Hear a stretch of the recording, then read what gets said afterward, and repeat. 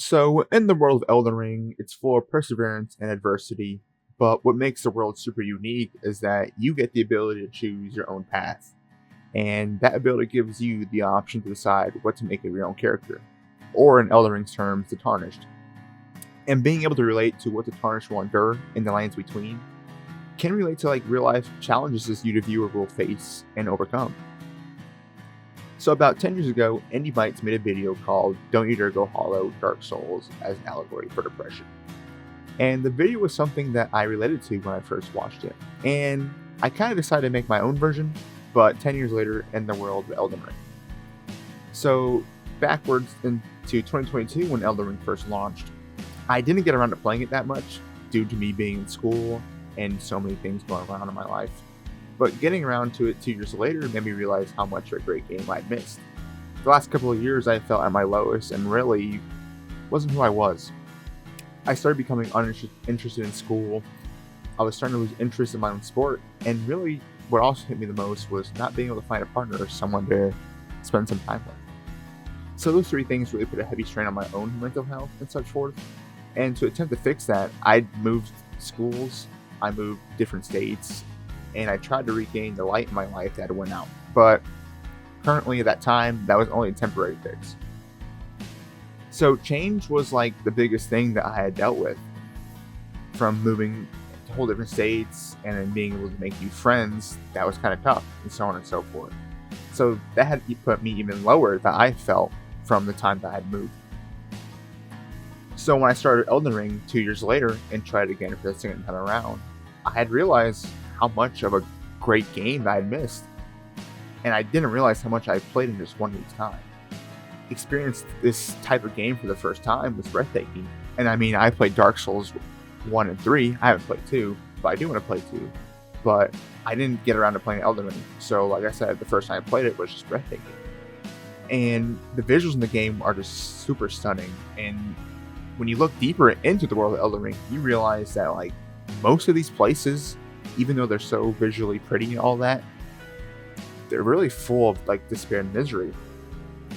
And playing the game, I say like New Game Plus 3, I'd realized, since most of the world's full of misery and despair, I can kind of relate that to my own world that goes on in my life, to being full of misery and despair for that while.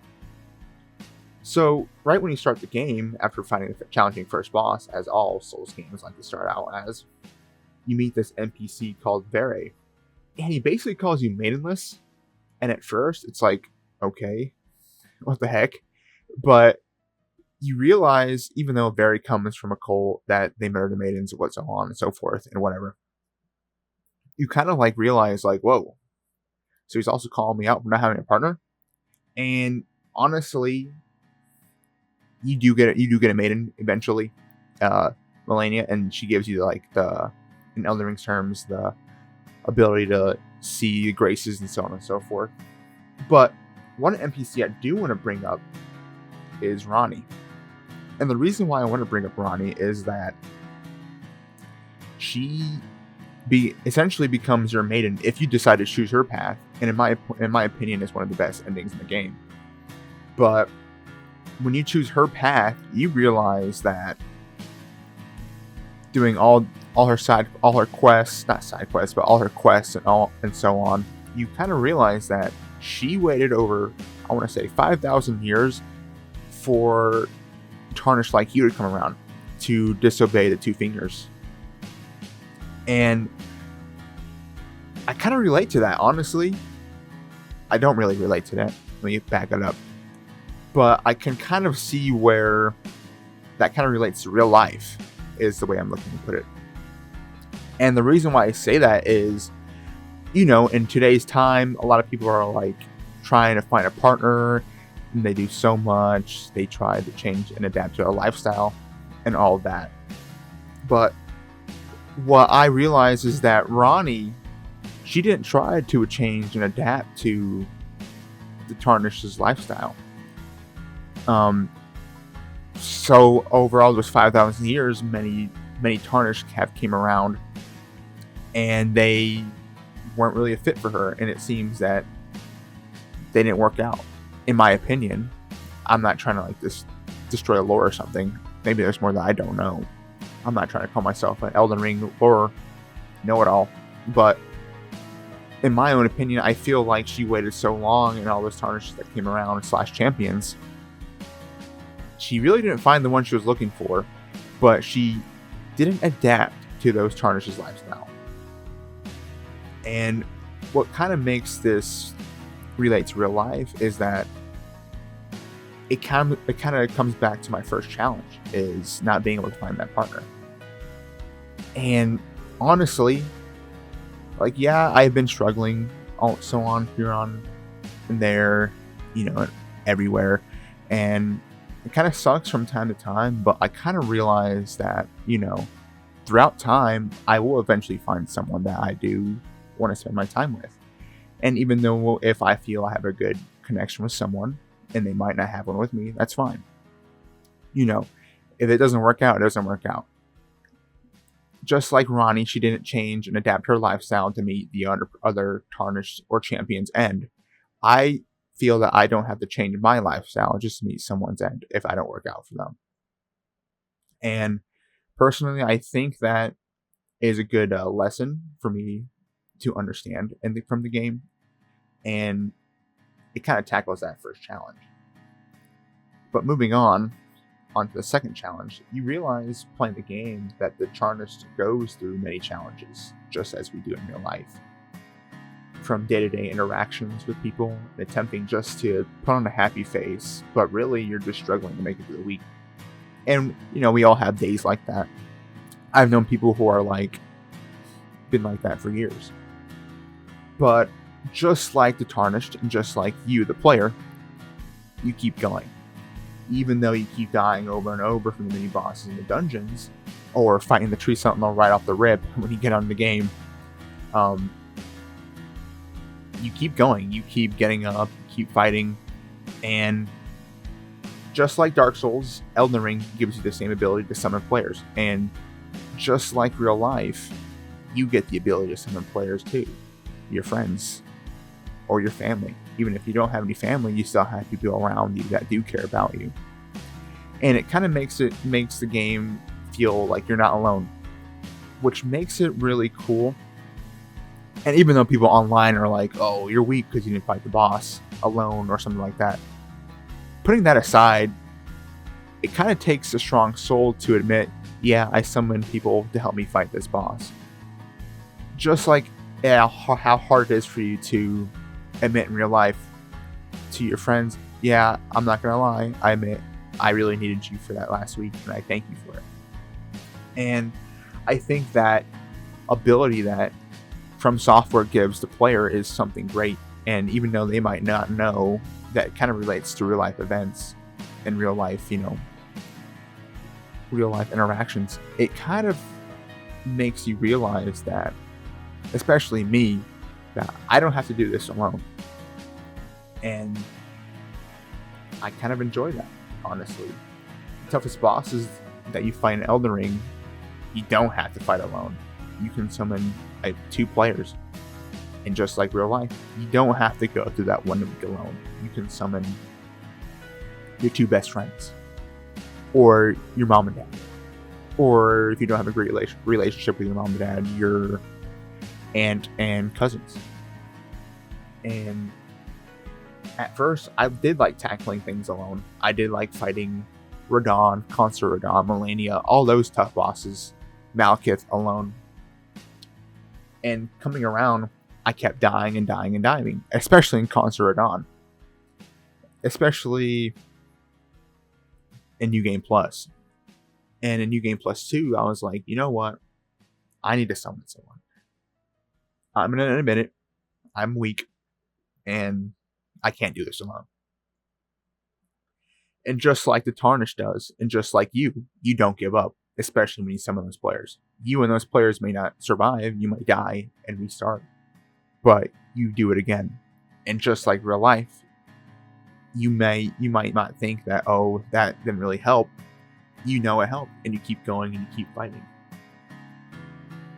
So just as a Tarnished, you never give up, and especially when you have people around you to help you fight the toughest challenges out there. as you keep playing, you realize that every time you defeat a major boss, you understand and see that the world kind of changes a little bit. Which brings up to my next topic, is change. And when you keep playing, you realize that some, like a big boss, especially in the story, it will change the world a little bit.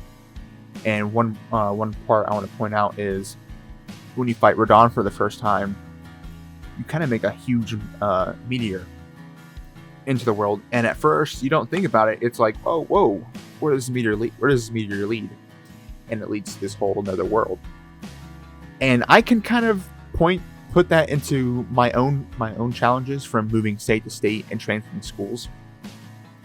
Is into the game, it's like, oh, I really didn't realize what was there before then, and you kind of don't really understand. It's just big forest, and when that meteor comes down, it makes a huge change. But when you play and you go to that meteor spot where it fell, it's like, oh, whoa, that is a big change. But you really don't worry about it. You kind of just keep going and explore. And just like me, when I moved and transferred schools, which is pretty big because I had a lot of friends at the school I was at before, moving to a whole different school was a bit challenging. Being able to find people that I can relate with and understand, especially in my major, there's a lot of people that were competitive and so on and so forth. And it was like, whoa, it's a pretty big change. And what I kind of put two and two together, I was like, how come I'm making it a big deal? But when I play Elden Ring and that meteor comes in, or when you burn the Erd tree, it's like, whoa, that is pretty cool. But at the same time, you just keep going. You keep yearning for that next boss.